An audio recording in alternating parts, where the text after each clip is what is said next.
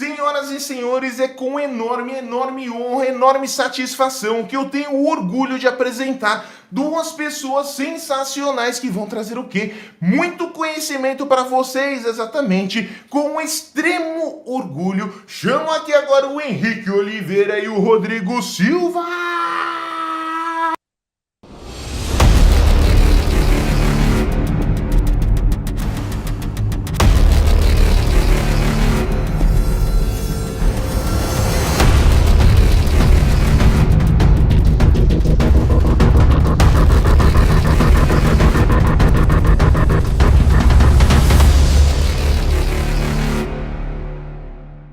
Isso aí, galera. Vamos lá. Meu nome é Henrique Oliveira, eu sou DevOps especialista aqui no Grupo Boticário, já tem mais de 1 ano e meio. E hoje eu estou no time de plataforma. Hoje a gente chama a plataforma nossa de PDD, ou plataforma de desenvolvimento. E contigo agora, Rodrigão. Boa noite, pessoal, mais uma vez. Como eu comentei anteriormente, eu também estou aqui no Grupo Boticário mais ou menos 1 ano e meio, mais ou menos na mesma época que o Henrique. Eu estou, desde que eu entrei trabalhando na plataforma, sou tech lead aqui da parte de arquitetura do produto. E é isso.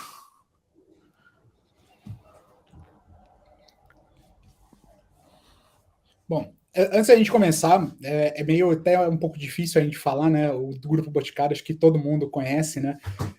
Então a gente só vai comentar um pouco sobre a trajetória do Grupo Boticário, o que o Grupo Boticário está fazendo. Pode passar, Jeff, por favor. Então, quem que somos nós? Quem é o Grupo Boticário? Ficou meio torto ali, mas o Grupo Boticário, ela é a maior empresa de franquias no ramo de cosméticos do mundo. Está entre as 15 maiores companhias de beleza do mundo. Somos a 7ª empresa que mais trabalha com sustentabilidade no mundo. Temos mais de 12 mil colaboradores diretos e 30 mil colaboradores indiretos. O Grupo Boticário hoje tem 2 fábricas e 6 centros de distribuições espalhados pelo Brasil. Tá? As 2 fábricas, uma fica no Paraná e a outra na Bahia. Temos mais de 4 mil lojas presentes em mais de 1.500 municípios, como está ali, presente em 100% do território nacional. Como disse, somos os líderes de não só de venda em franquia, mas também agora de e-commerce. E agora, atualizando o nosso balanço anual, tivemos um faturamento de 23 bi.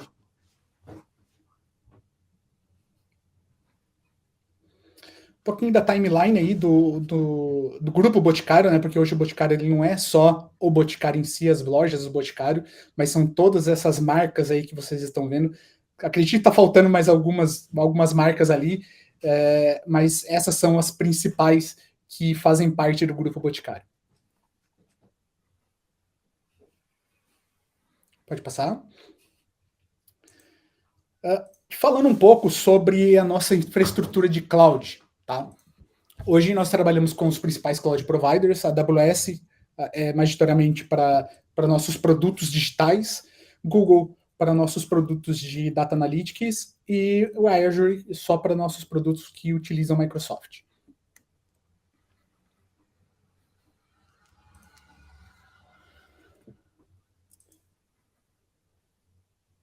Quer continuar daí, Rodrigão? Pode ser, vamos lá. Bom, o Boticário tem focado em fazer uma transformação digital nos últimos anos, e acho que o foco principal aqui, pelo menos do nosso dia a dia aqui, é tentar entregar para os nossos desenvolvedores uma experiência boa para eles conseguirem trabalhar. Então o Boticário entende que a partir do momento que os desenvolvedores, como eu posso dizer, a gente reduz o overhead em coisas que não são, vamos dizer assim, do dia a dia do desenvolvedor, a gente deixa ele focado somente em trabalhar em cima do negócio, a gente consegue melhorar a qualidade da entrega dos nossos produtos e a performance deles. Então, a ideia foi baseada nisso para a gente começar a trabalhar com essa parte Development Experience. Pode passar. Acabei dando um pequeno spoiler aí, né? A gente vai falar um pouco sobre o problema. Qual que é a ideia? Pode passar pra mim, vamos ver se, né? Antes dessa transformação digital, o Boticário ele tinha apenas 4 contas na AWS e todas as aplicações que estavam na cloud ficavam entre essas 4 contas. A gente tinha apenas 3 clusters Kubernetes para a empresa toda, então isso se tornou um problema de acordo com o momento que as aplicações foram começando a entrar nesse mundo cloud. A gente tinha um problema que acho que é um problema comum para praticamente todas as empresas que trabalham com tecnologia de provisionamento, de pipeline, de CI/CD, de entrega de infraestrutura. Então a gente, acho que comum para a maioria das empresas hoje em dia, tem uma série de burocracias, aprovações que são necessárias para você conseguir provisionar, seja um banco, um RDS, que seja um Dynamo, que seja um S3, tudo isso levava tempo, tinha aprovações, tinha workflow, enfim, tudo isso fazia com que demorasse aí cerca de 1 semana, 2 semanas para conseguir disponibilizar isso para o desenvolvedor. Então, o que acontecia? O desenvolvedor queria começar a fazer o trabalho dele e muitas vezes ele ficava travado por todas essas burocracias, então ele acabava tendo um tempo aí de espera para ele conseguir fazer tudo que ele precisava fazer. Além disso, como eu comentei antes, como só tinham 4 contas na nossa organização e elas não eram tão bem estruturadas, elas não tinham um padrão muito bem definido, a adoção das aplicações, fazer essa migração, né, vamos dizer assim, de on-premise para cloud, foi uma adoção baixa e era lento também esse processo. Então a ideia era que a gente conseguisse resolver todos esses problemas ou pelo menos mitigar a maioria deles. Pode passar, Jefferson.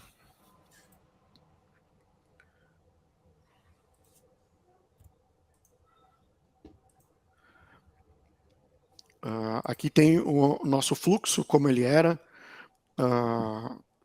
Em 2019, a gente tinha 300 profissionais de desenvolvimento, a maioria eram terceiros, e tinha, como eu comentei, tinha essa frustração do lead time para provisionar os recursos e deixar o ambiente todo configurado corretamente, e tinha também um overhead em cima do time de infraestrutura, porque tinham muitas solicitações, o time não era muito amplo, e tinham muitas solicitações para eles conseguirem fazer o provisionamento e tudo mais, então criava essa frustração no time de desenvolvimento, que tinha que ficar aguardando, e criava essa pressão extra em cima do time de infraestrutura, que tinha uma demanda muito alta para conseguir trazer tudo, provisionar e configurar, enfim.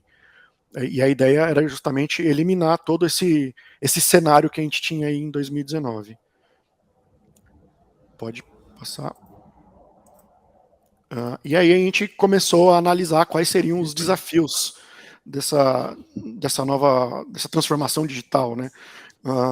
Como que a gente poderia compartilhar conhecimento, como que a gente ia conseguir garantir que a operação funcionaria e a manutenção funcionaria de forma coesa, como que a gente conseguiria garantir padrões de segurança, padrões de qualidade de código para todo mundo, como que a gente poderia diminuir a fricção, né, desse tempo de espera do time de desenvolvimento e essa alta pressão que o time de infraestrutura sofria, como que a gente pode fazer a estimativa de custo, porque a gente também não pode sair liberando tudo à torta e à direito, que senão o custo vai lá no alto. Então tem todos esses desafios que a gente tem que lidar continuamente aqui, e são coisas que a gente tem trabalhado e tem trazido para melhorar, para conseguir entregar tudo com qualidade.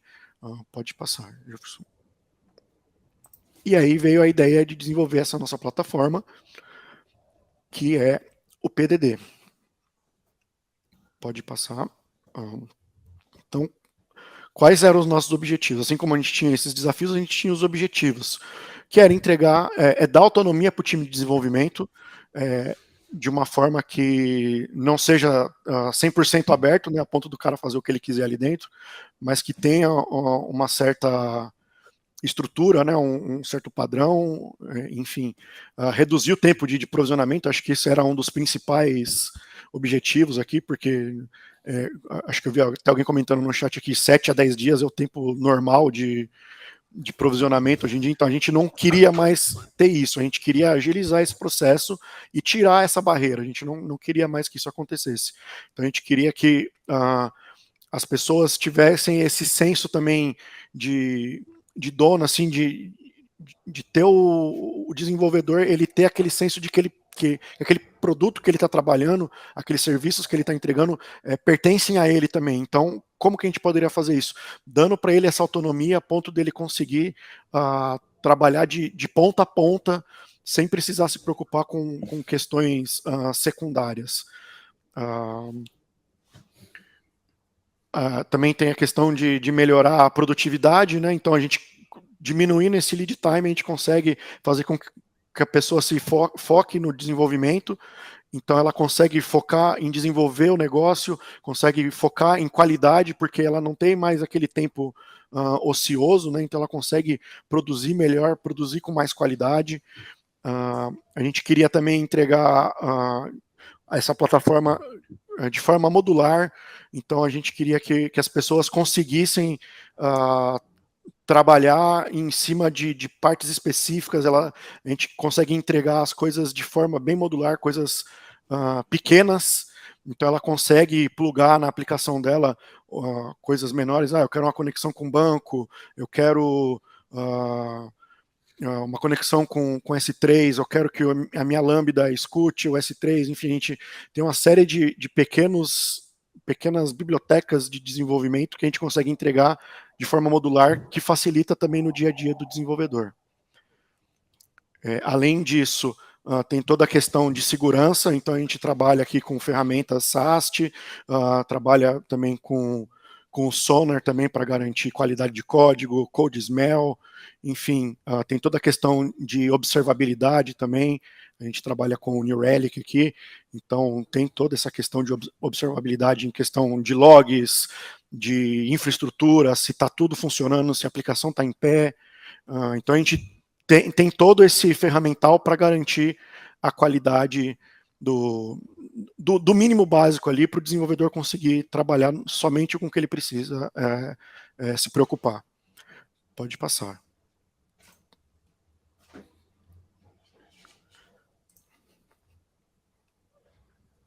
Ixi, deu uma travadinha. Voltou. Boa. Então aqui também, quais eram os nossos requisitos quando a gente foi construir essa plataforma? Então, como eu já comentei anteriormente, reduzir fricção. Então a gente trabalha aqui com tenta trabalhar sempre com aprendizado simples, tanto de linguagem quanto de sintaxe. A parte de configurações excessivas. Então a gente, como eu comentei, a gente entrega um produto, um esqueleto para o desenvolvedor com o máximo de configurações já prontas, então ele vai ter que configurar poucas coisas e coisas que são mais próximas a ele, então, sei lá, um recurso, ele precisa aumentar CPU, ele precisa aumentar memória, isso ele consegue fazer na aplicação dele. Agora, ele não precisa saber para qual conta AWS que a gente vai subir, ele não precisa saber OIDC, uma série de configurações que não faz parte do dia a dia do desenvolvedor, que não faz sentido ele ter conhecimento sobre isso, a gente abstrai isso para ele. Então a ideia aqui é que seja simples, a gente consiga abstrair de uma forma que facilite para o dia a dia do usuário, também a ideia é que seja open source, então a gente trabalha aqui, eu vou dar um pequeno spoiler do que vem pela frente, mas a gente trabalha aqui com o Backstage, que é a ferramenta do Spotify para catálogo de serviços, e ela é uma ferramenta open source, então a gente utiliza ela hoje em dia, e tem toda a parte de integração também da esteira de pipeline, de CI, de CD, tem todo o nosso ferramental, toda a nossa infraestrutura, a gente quis garantir unidade, vamos dizer assim, para os usuários, então a gente tem a parte, tem com Kubernetes, tem com serverless, todo mundo trabalha integrando com o Argo CD, as nossas esteiras são todas feitas em GitOps, com GitHub Actions, e é isso. Pode passar.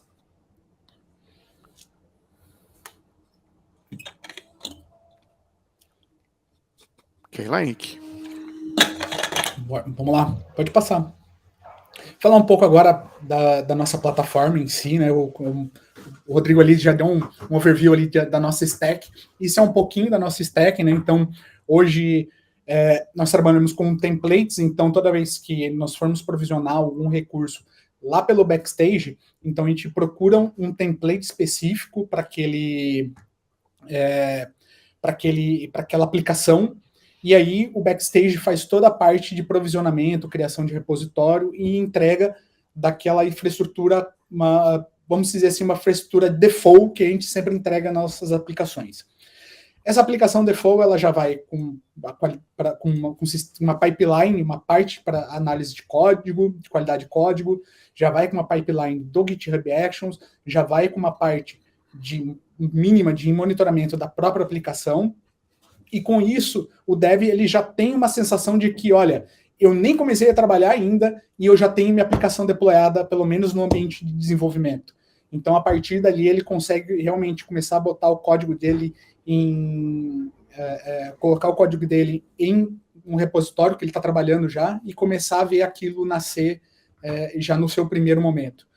Então, toda essa parte, tanto de infraestrutura quanto de aplicação, a gente usa Helm charts, são charts separados, tanto para infraestrutura quanto para aplicação. Na parte de infraestrutura, nós usamos o Crossplane, que faz toda a parte de gerenciamento de infraestrutura usando objetos Kubernetes, e nossa cloud provider AWS. O Terraform ele acaba entrando como módulo porque nós julgamos que tudo que for estrutural para uma cloud, por exemplo, uma VPC, ou até mesmo um EKS, alguns security groups são necessários, a gente acaba usando o Terraform ainda justamente para manter essa estrutura, porque não dá para colocar um crossplane sem o EKS. Então, a gente acaba fazendo essas ligações e colocamos, o crossplane é a fonte da verdade para qualquer aplicação. Pode passar? Então, é um pouco da arquitetura, né, de como que funciona. Então, tanto o desenvolvedor quanto o DevOps, ele tem acesso aos recursos via API, e a plataforma, usando as APIs, faz a comunicação com o Cloud Provider. Seja ela API do Kubernetes, seja ela API do Crossplane, seja ela API do Backstage. Então, a gente faz tudo isso muito API-based, tá? Pode passar? Então, aí mais uma vez, Backstage fala com o GitHub, provisiona o repositório, GitHub também, por sua vez, GitHub Actions, que vai lá subir aquela aplicação lá no Argo CD, e o Crossplane faz a comunicação com o Cloud Provider, seja ele AWS, GCP, enfim. Pode passar? Bom, fazer um bate-papo aqui, uma Shark Talk, e aí eu vou perguntar agora para o Rodrigão por que a gente usa o Crossplane, ou, desculpa, Backstage. Bom, beleza, vamos lá. A gente optou pelo Backstage, primeiro por ser uma ferramenta open source, como eu comentei, acho que era um dos nossos requisitos aqui. É uma plataforma que já está bem consolidada no mercado, acho que muitas empresas que estão começando agora com essa parte de plataforma de desenvolvimento, elas acabam utilizando o Backstage, que já é um produto consolidado, e ele tem, como eu posso dizer, ele tem muitas abstrações dentro dele. Ele tem, eu consigo trabalhar com ele com Azure, com AWS, com GCP, com GitHub, com GitLab, com Bitbucket. O Backstage ele entrega uma série de integrações já prontas ali, ou de fácil configuração. Então, ele acaba já assumindo toda essa complexidade de trabalhar com essas integrações, de fazer as leituras dos catálogos, de ler os repositórios, né, e catalogar eles, enfim. E ele tem uma parte muito boa de extensão também, então a gente consegue estender ele para a gente conseguir fazer os nossos scaffoldings aqui. A gente tem uma série de actions que são customizadas aqui do nosso time, para a nossa realidade aqui do Boticário. Então ele entrega tudo isso para a gente. E isso acaba sendo acabou se fazendo com que ele se tornasse essa ferramenta. Então, você me pergunta por que o Backstage? É por tudo isso. Ele é uma ferramenta muito completa e ele entrega todas essas integrações, ele facilita para a gente muita coisa, e ele também tem toda essa parte extensível. Então a gente consegue fazer muita coisa dentro dele e plugar com coisas que ele já tem, que já tem uma série de ferramentas que ele entrega para a gente, uma série de funcionalidades, e ele acaba deixando livre para a gente conseguir estender isso cada vez mais. Então todos esses pontos acho que fazem com que o Backstage seja o cara para a gente conseguir utilizar agora. Legal. Só para a galera entender o que é scaffolding. O scaffolding, ele é o processo que do nosso processo aqui, do Grupo Boticário, ele é o processo que vai pegar o template que a gente tem, vai pegar as informações que o usuário preencheu ali e vai fazer esse, vamos dizer assim, a grosso modo, tá? A gente vai acabar mostrando aqui mais para frente, mas a grosso modo ele faz um depara. Então ele pega o template que o usuário selecionou, pega as informações que ele preencheu no Backstage e faz esse depara para conseguir no final criar tudo que a gente precisa, tudo que a gente definiu que precisa ter num repositório, com as informações que o usuário me pediu, com informação de conta AWS, grupo no Sonar, projeto no Sonar, projeto dentro do New Relic. Então, o scaffolding, ele é o processo ali, o motor responsável por construir o que o usuário, o desenvolvedor vai ter no final ali, que é essa aplicação minimamente funcional. Legal. Já é legal. Perfeito. Obrigado. Então agora eu vou te devolver. Eu vou te devolver a pergunta. Já que a gente falou do Backstage, por que a gente usa o Crossplane junto com ele? Vamos lá. Assim, hoje, uma das linguagens mais utilizadas, talvez, no mundo de infra as a code, ou você escreve em Shell Script, ou você escreve em Python, e se a gente for para Terraform, a gente vai ter que escrever em HCL. A gente consegue abstrair isso com outras linguagens? Não, a gente consegue, beleza. Mas será que o desenvolvedor, vamos nos colocar à frente do desenvolvedor, será que ele vai conseguir trabalhar com todas essas linguagens que nós, de infraestrutura, já estamos familiarizados? Então, o Crossplane ele veio para abstrair mais ainda isso daí, né? Então, como ele trabalha com objetos Kubernetes, né? Então, como a gente fala de objeto Kubernetes, é aquele que tem uma API version, kind, annotations, labels e todos os parâmetros, o Crossplane acaba trabalhando com essa forma também. E da mesma forma que o Terraform, que tem vários providers, o Crossplane também tem os providers ali. Então, eu não preciso só instalou o Crossplane, eu vou falar com todas as clouds, não. Eu instalo o provider de AWS para falar com a AWS, o provider de GCP para falar com o GCP. Então, ali eu consigo montar toda a minha infraestrutura usando a linguagem de objetos Kubernetes, que é YAML, que é muito mais simples de se fazer. E aí a gente acaba entregando isso até mais abstrato, quando a gente começa a trabalhar com Helm em cima desses objetos Kubernetes. Então, para o desenvolvedor, ficou muito mais limpo hoje. Hoje ele consegue provisionar um RDS só simplesmente passando o nome do banco, qual é o tipo de instância que ele quer. Lógico, se ele colocar uma instância muito grande, nós temos algum guardrail que vai fazer esse bloqueio, mas ele consegue colocar uma instância pequena, um disco pequeno e provisionar isso de uma forma bem rápida. É só o tempo da cloud mesmo, porque a pipeline vai executar aquilo e ele vai conseguir acompanhar tudo tranquilo.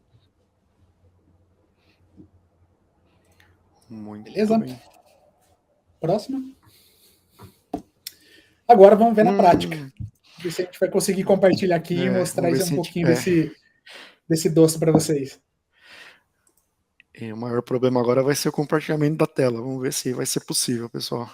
Vai dar bom, vai dar bom. Ô, mas que sensacional, até agora sensacional demais. E eu digo o seguinte, mano, essa semana eu tava na CubeCon. Basicamente, mano, foi backstage pra tudo que é lado, tá ligado? Tipo, estão falando bastante mesmo. E eu fiquei curioso, uma coisa que eu quero mexer, brincar cada vez mais, é a integração entre o backstage e o Terraform, tá ligado? Ao ponto de não ter problema com os stage files e tudo mais, tá ligado? Tipo, como que vocês lidam com isso lá? Eu atravessando tudo aqui, tá ligado? Não, então, na verdade, a parte do Terraform a gente acaba utilizando o Terra Grande só para fazer o wrapper e Aham. gerenciar esses states, mas o crossplane a gente não precisa gerenciar estado, porque o próprio objeto que está dentro do cluster Kubernetes, como ele é Kubernetes based, então o estado é o próprio objeto.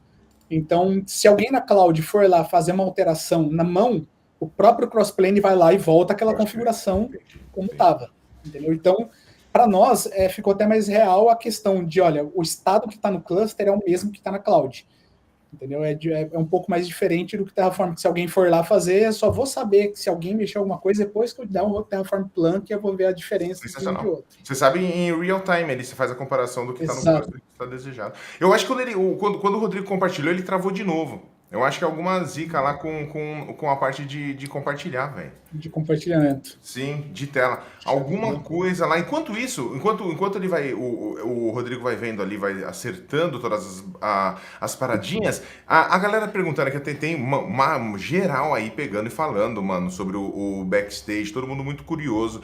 Mas na verdade aí a grande jogada aí que salva vocês é o crossplane, né? Que Na facilita. parte de infraestrutura, ele facilita muito, e isso aproximou o dev da infraestrutura. Então, hoje ele tem um senso de dono, como nós falamos. Então, peraí, eu estou provisionando a infraestrutura, então eu sou dono daquilo, eu sou responsável por aquilo. Não vou provisionar um monte de coisa, vou pedir um monte de coisa e deixar largado lá. Não, ele tem um senso de dono e fala assim, olha, eu estou usando o RDS, vou migrar para o Dynamo, então tá, eu vou tirar isso aqui, o RDS do meu YAML e vou deixar só o Dynamo. Aí, beleza, fechou. Fino. Então ele tem uma visão e também tem uma visão do que a aplicação dele está usando de recurso de infraestrutura também. Muito bom, muito bom. E é aquele negócio, o sentimento de dono, né? Isso daí eu acho que faz total diferença no dia a dia, né? Na condução da coisa. Pode parecer bobeira, mas no dia a dia, assim, na condução, na manutenção da coisa, no cuidado, faz total diferença. E olha quem tá aqui no chat, o sensacional Rafael Gomex, mano. Você é louco, olha só esse chat. Ó, ele falou assim, ó, quantas pessoas no time de plataforma do Boticário? Hoje a gente fez uma coisa meio que até um pouco diferente do mercado, né? Hoje todo mundo que entra no time de plataforma acaba se tornando um platform engineering, mas hoje dentro do Boticário a gente conseguiu trazer um time de infraestrutura DevOps e mais um time de arquitetura desenvolvimento, e a gente conseguiu mesclar isso e fazer um time muito sólido e muito colaborativo, vamos dizer assim. Então, eu nunca tive familiaridade com o Node, por exemplo. E o Backstage, ele é puro Node, ele tem um pouco de TypeScript também. Então, eu começo a estudar isso e a galera também de arquitetura começa a estudar um pouco mais de infraestrutura. Então, meio que a gente vai começar a fazer essa mescla de plataforma engineer. Mas respondendo a pergunta, nós temos hoje, 2 DevOps no time, eu e mais um, que é o Manuel. E no time de arquitetura / desenvolvimento são 4, Rodrigo. Não, somos em 4. E aí, segurando quantas aplicações hoje? Mais ou menos aí? Mais ou menos. Vamos lá, deixa eu pegar Você aqui. quer o nosso ecossistema aqui? Eu diria que o nosso ecossistema de ferramentas que contemplam aí o Backstage, né, o nosso PDD aqui, eu acho que está na casa de umas 20 aplicações, ou 30, só que de componentes provisionados por ele, né, pelo grupo todo para utilizar, a gente já passou, acho que dos 700. Porra, caceta. E olha só, pouca gente, se não tiver ferramental para cuidar disso, nossa senhora, velho. Acho que a gente não vai conseguir compartilhar, o Rodrigão também caiu, eu também tentei aqui, deu uma travada. Deixa eu ver aqui, eu mudei de browser, vamos ver se muda alguma coisa. Eu acho que não vai adiantar nada, mas... Tomara. Seguro morreu de velho. Ah, lá foi, olha só. Era o browser. Ô, chat, na moral, se vocês não gritar agora que deu tudo certo. Ô, eu vou pegar e fazer o seguinte. Eu não lembro mesmo. Vou abrir uma cerveja. Ó, não vou abrir a cerveja, que a demo não terminou. Então eu vou deixar a cerveja aqui do lado. Rodrigo e Henrique. Está em suas responsabilidades eu tomar a cerveja, cara. Fechou? Eu vou pegar, vou passar para vocês agora novamente aí. Mais uma vez, ó, parabéns até agora aqui, mano, sensacional demais. Eu já aprendi coisa pra caramba aqui em relação ao backstage, essa integração que é muito maroto. Eu vou encher o saco de vocês aí depois.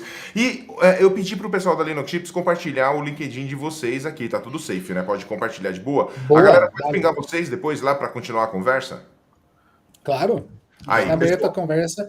Eu acho que o principal de tudo é a colaboração e a gente está numa comunidade bem legal de TI, então acho que a gente só tem a colaborar. Sensacional demais. Então eu vou fazer o seguinte, antes de passar, eu vou deixar, ó, vou até pegar aqui, ó, vou deixar essa aqui grande, porque daí fica, ó, dá pra ver, tá aqui do lado, vou deixar aqui. E aí, agora os deuses da demo que nos ajudem. E que dê força pro Rodrigo que vai comandar aí. Eles já começaram a me atrapalhar já, cara. Deu nem tempo. Deu alguma coisa aí? Quer que eu vou pegar pra vocês? Quer se eu falar, vocês não vão acreditar. O que aconteceu? Eu acabei de bloquear meu usuário do GitHub. Aí sim. Agora o próximo passo é só ter um incidente real agora. Aí ferrou, mano. Nossa, cara. Bom, eu vou tentar fazer aqui na medida do possível. Pode ser que... Não tem crise, mano. Aqui, ó, o mais importante é todo mundo assim, ó, pegar e ficar relaxado, porque, mano, aqui você já deve acompanhar aqui, mano, aqui a gente é dessa forma, é a vida real mesmo, mostrando como que funciona. Então, é desse jeito, não tem nada. Passou por isso. Imagina, velho, tá ligado? Imagina. Eu, assim, das demos que eu faço, todas dão errado. Só que eu arrumo um jeito lá de parecer que mais ou menos deu certo. Na verdade, é isso sempre. Nada como a experiência, né? Exato. Bom, vamos lá então. Essa daqui é a cara do nosso portal aqui, do PDD. Vamos direto aqui ao ponto da criação. Então, quando o dev chega, ele tem aqui a criação, e aí ele tem aqui uma série de templates que, a princípio, a gente desenvolveu, aqui a gente, quando eu digo a gente, o time do PDD desenvolveu, só que como o Henrique já comentou também, a gente fomenta aqui dentro do grupo a prática de inner sourcing. Então a galera também tem liberdade para criar templates. Claro que a gente precisa conversar, né? Ninguém vai criar um template que só uma pessoa vai utilizar porque só ela usa aquela linguagem ou aquele framework. Então tudo é conversado, claro. Mas a gente fomenta muito essa colaboração. Então, por exemplo, o template de Django é um template que ele tem uma manutenção muito mais de um outro colaborador aqui do Boticário que ele não faz parte do nosso time. E ele é muito ativo aqui e ele ajuda a gente bastante com esse template. Então, legal comentar isso, porque a gente tem mesmo isso é real, sabe? Não é só da boca para fora aqui. A gente realmente fomenta esse tipo de ajuda. Tem vários templates aqui que foram trabalhados em conjunto. O Serverless Python, o Kotlin, o próprio Node aqui, o Fastify. Então, a maioria aqui não foi desenvolvido unicamente por nós. Sempre tem alguém de fora que acaba ajudando a gente. Como a gente está num ambiente aqui não produtivo, a gente vai ver algumas coisas diferentes aqui, tá? Mas não leve em consideração. Vou fazer aqui um teste com o Fastify. Então, a princípio, o desenvolvedor vai lá e escolhe qual template que ele quer trabalhar. Então, a gente parte do princípio que o time já conversou lá, né? Eles já sabem qual a linguagem padrão que eles vão utilizar, qual o serviço que eles vão criar. Então ele vem aqui, seleciona, e aí aqui ele começa aqui a exibição. A gente mostra um overview de tudo que vai ser gerado no final desse scaffolding. Então tem aqui o repositório no Git, as actions do GitHub também, que são as responsáveis por fazer essa esteira, né, de CI/CD. Tem a parte do Sonar, então ele cria o projeto, ele cria o grupo, associa as pessoas da squad ao grupo para ter acesso ao projeto. Tem aqui toda a parte da infraestrutura da cloud, então tudo que é criado dentro da AWS, como que é criado, como que se conversa com Argo, com ECR, já vem com o AF, tem todos, pode ter todos esses serviços AWS também. Enfim, é um overview mesmo do que vai ser gerado aqui no final do scaffolding. Aqui também tem uma breve descrição do que vai ser criado e como vai ser criado, as nomenclaturas, para que elas servem, enfim, tudo para tentar facilitar aqui para o desenvolvedor entender tudo que ele vai ter no final. Vamos lá, então. O primeiro ponto aqui que eu já não vou conseguir mais. O GitHub, eu não vou conseguir acessar. Eu não vou conseguir acessar. Como eu estou num outro browser, eu não vou conseguir acessar porque eu consegui bloquear ele aqui, né? Mas vou continuar mostrando aqui, só para vocês entenderem, e aí depois eu mostro como ele faz no final. Então, o usuário ele vai vir aqui, ele vai preencher uma série de informações que ele já deve ter conhecimento prévio, então ele vai falar que a gente tem a nossa estrutura aqui de comunidades, de value streams, então ele vai dizer aqui a qual pertence, como a gente está aqui no ambiente não produtivo, vou colocar sandbox. Ele fala qual produto pertence a esse serviço que ele está criando. Vou colocar aqui PDD, que é a nossa plataforma. Ele diz aqui qual time que vai ser o time responsável por manter esse serviço. E aí aqui ele pode informar qual é o nome desse componente, qual é o nome desse serviço que ele está gerando.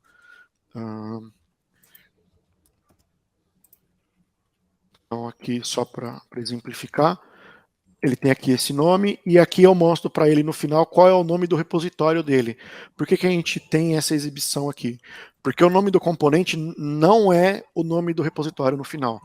Para ter uma singularidade na nomenclatura, então a gente acaba concatenando algumas outras informações. Então a gente concatena aqui o domínio que ele selecionou, o produto que ele selecionou e o componente que ele digitou.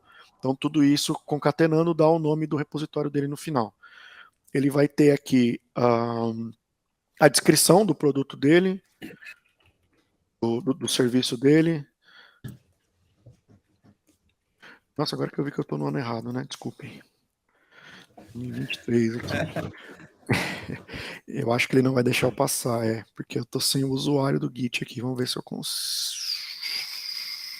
Não vou conseguir. Eu não vou conseguir por causa do meu usuário aqui. Caramba.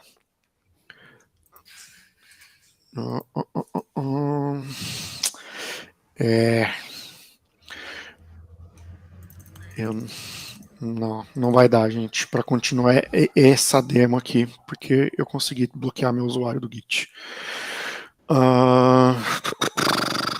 Eu vou pegar um outro aqui, como o Seguro morreu de velho,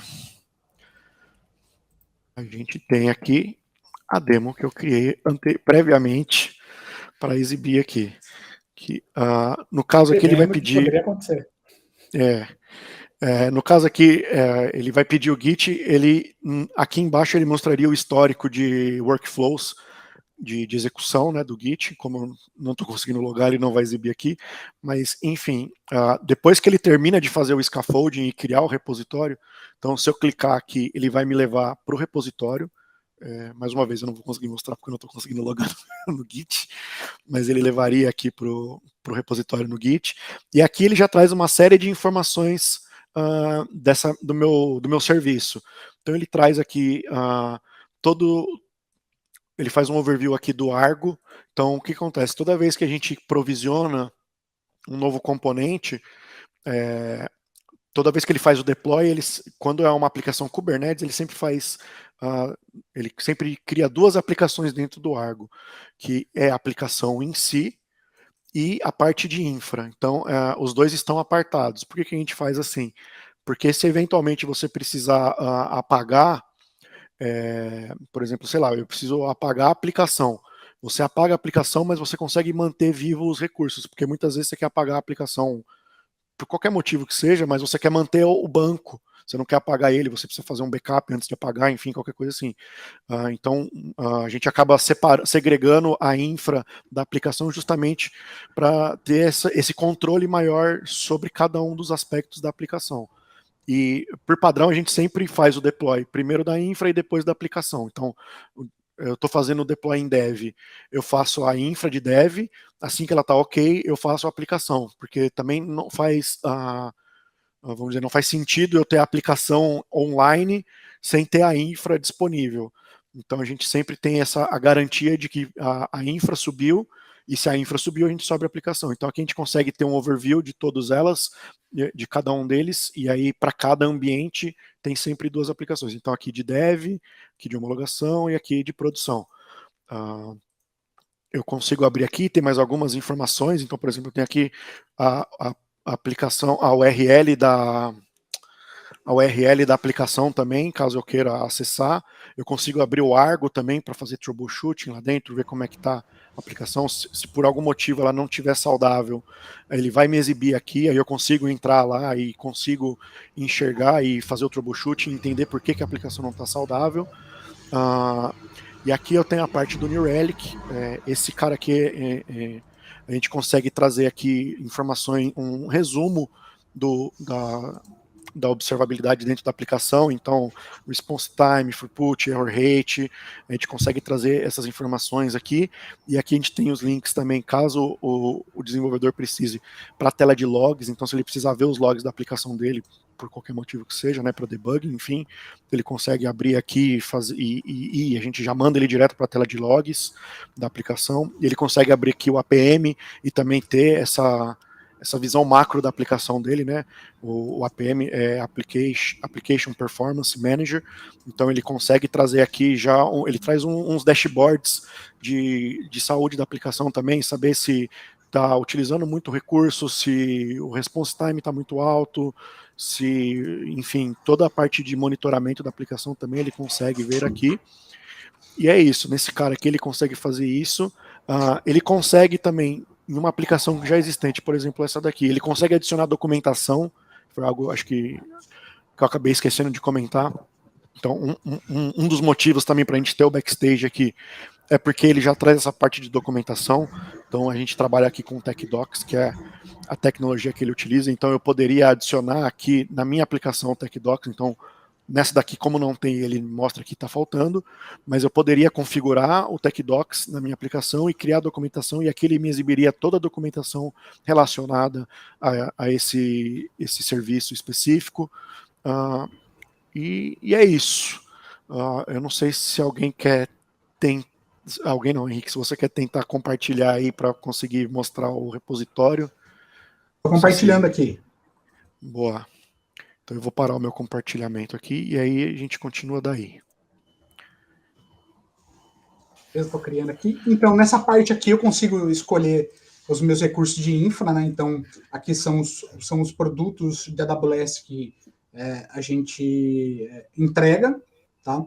Como que nós chegamos a esse número? Por que a gente só entrega isso? Porque a gente evolui conforme os times forem evoluindo, né? Então, por exemplo, se um time já está com uma maturidade de utilizar uma outra ferramenta, então a gente vai lá e desenvolve toda a parte de templates, ou então a gente chama esse time e fala assim, olha, vamos trabalhar com mais mãos. Então, foi como o Rodrigo falou, né? Então, nós somos um time enxuto, mas como a gente trabalha de uma forma inner-sourcing, então a gente acaba puxando outras pessoas para ajudar a gente a desenvolver e manter isso depois, tá? Então, vou pegar um exemplo aqui, vou pegar um SQS, então vou colocar aqui PS 3, delay mesmo, não vou criar uma deleter, e vou mandar um... não pode ter traço.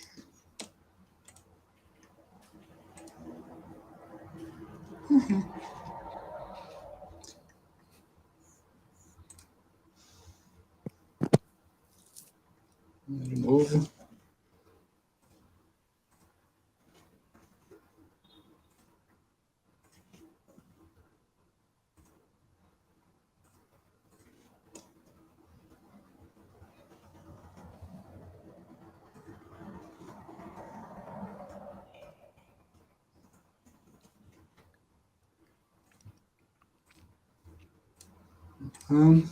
A Ana perguntou aqui se a gente utiliza o backstage para criação de cluster Kubernetes. Não.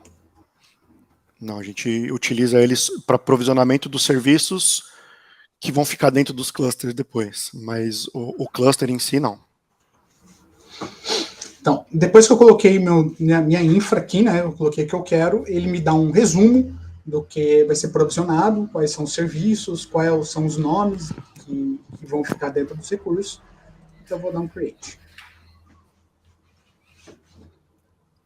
O Daniel perguntou aqui se o Backstage o Backstage é essa ferramenta aqui, essa IDE aí. Então ela tem toda essa parte do front e tem uma série de funcionalidades de back-end também que ela entrega pra gente. E tem todas as nossas customizações aí. O Henrique está mostrando essa tela, ó, essa tela é o scaffolding. Então ele tem aí já um monte de coisas que a gente desenvolveu aqui para a nossa realidade. Então ele cria o sonar, ele busca informações os AWS, ele pega o login do GitHub da pessoa que está criando esse projeto, e aí ele cataloga, ele cria o Kubernetes, lá, os arquivos de configuração, ele adiciona o Secret Manager, enfim, adiciona todos os serviços de cloud, como o Henrique colocou aí, o SQS. E aqui pelo catalog, a gente consegue ver algumas informações, né? Então, toda a parte do workflow que está sendo executado, pode ver que está em progress, qual foi o primeiro commit, porque é o initial commit da aplicação em si, está tudo aqui.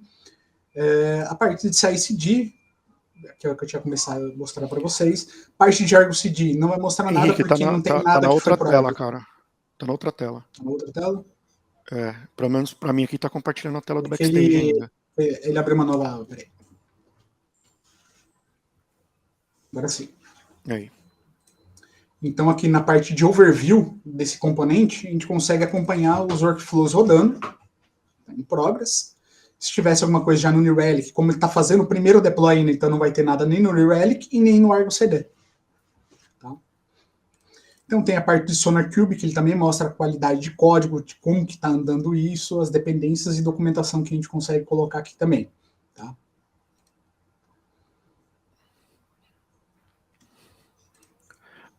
O Ivanildo perguntou aqui se é possível integrar com o Fortify. A gente, aqui, da nossa realidade, a gente já entrega com o Fortify na esteira. Então, como eu tinha comentado anteriormente, a gente tem os nossos padrões de segurança e a gente tem ferramenta de SAST, é justamente o Fortify. A gente entrega isso dentro do repositório, tá? Isso. E aqui já no repositório provisionado, eu já tenho minha esteira rodando, meu CI, ele já fez o meu build teste, está fazendo a parte do build do container em si e já vai fazer o push desse cara lá por ECR. Henrique, quer mostrar mostra aquele repositório que eu tinha criado anteriormente, que é o Plat-Eng Summit Demo, por favor? Que ali a gente consegue mostrar a parte do AppYAML e do InfraYAML.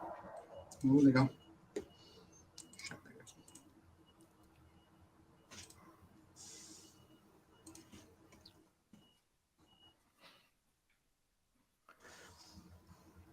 O Fábio perguntou aqui em questão de custos. Hoje a gente está trabalhando numa frente com o time de FinOps aqui, justamente para conseguir ter esse controle, tá, Fábio? A gente está trabalhando nessa frente para conseguir ter esse controle de custos, justamente para ninguém sair criando coisas à torta e à direito ali, sem ter nenhum tipo de controle.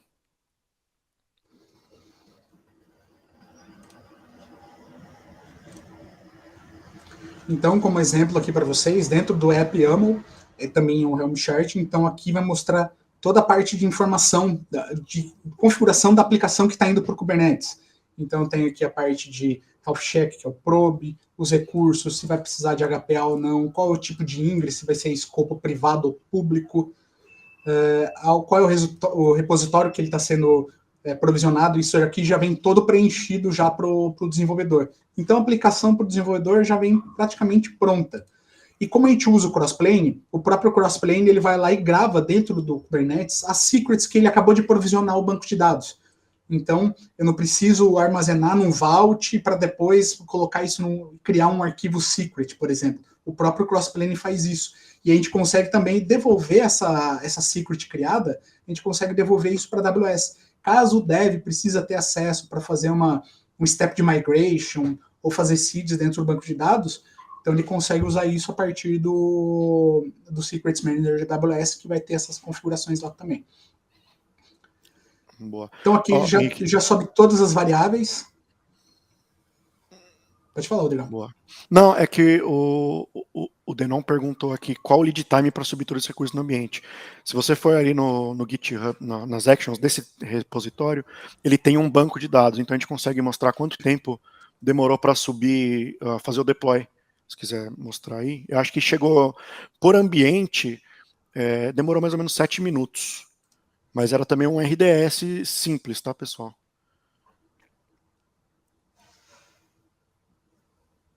Isso. Esse quarto aí. Isso.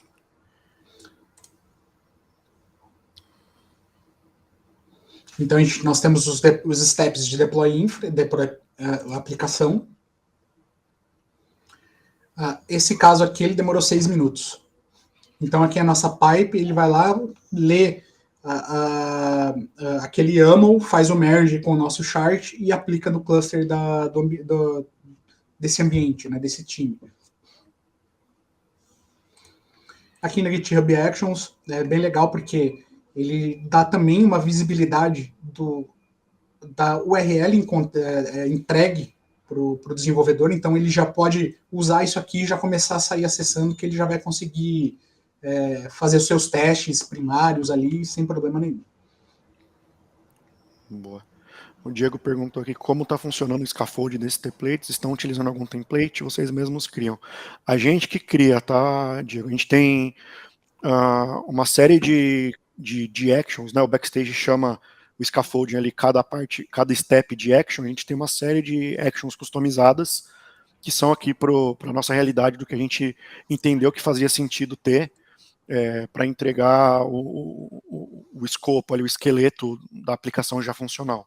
Então elas são criadas por nós.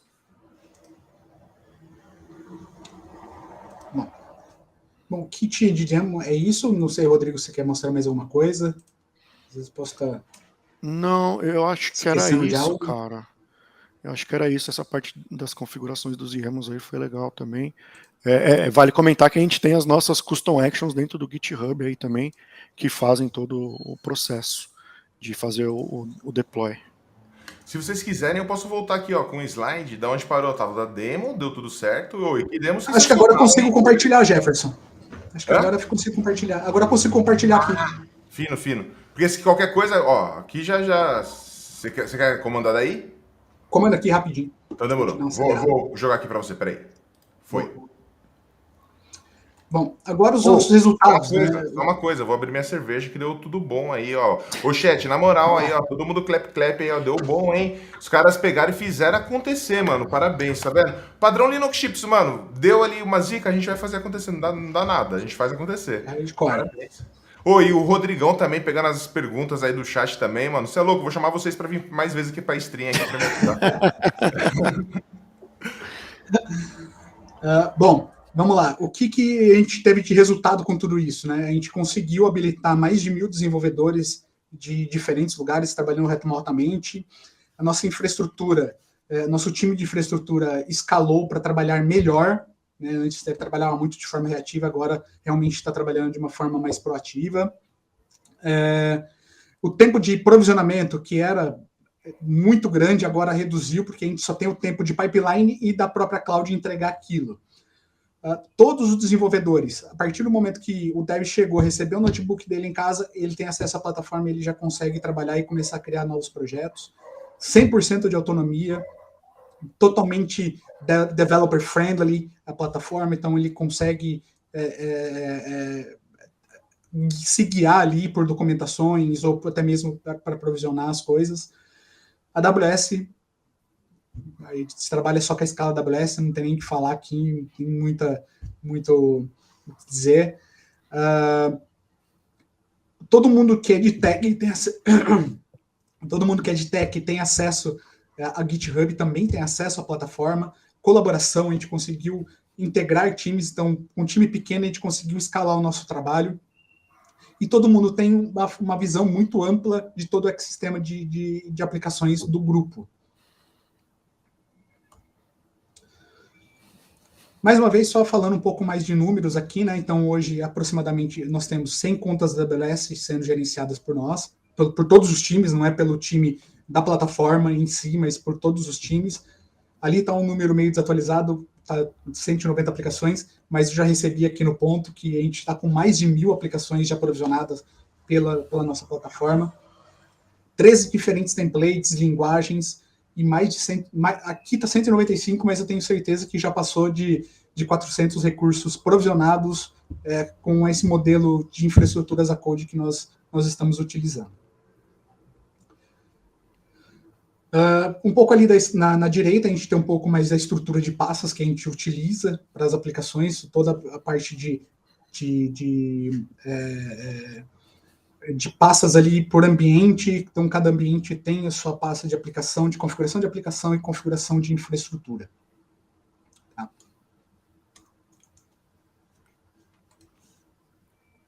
Então, alguns dos nossos próximos passos, tá? Converter 80% dos nossos recursos da AWS para usar o PDD, porque nós já temos aplicações que foram provisionadas antes da plataforma existir, então a gente tem que trazer esses caras para utilizar a plataforma. 60% dos nossos... Aqui está 60%, mas a gente já atingiu em 100% os novos produtos utilizando a plataforma. Mais de 40 instâncias de crossplane sendo gerenciadas. Quando a gente fala de instância crossplane, são os providers dentro dos clusters de Kubernetes. Habilitar o crossplane para Google Cloud, a gente já tem isso pronto, porém a gente está querendo expandir agora para Azure, e também habilitar o Backstage para multi-org, para organizações, para multi-organizações dentro do GitHub. Bom, se a gente tiver um tempinho, a gente pode fazer mais um Q&A aí e falar um pouco mais, trocar mais uma ideia.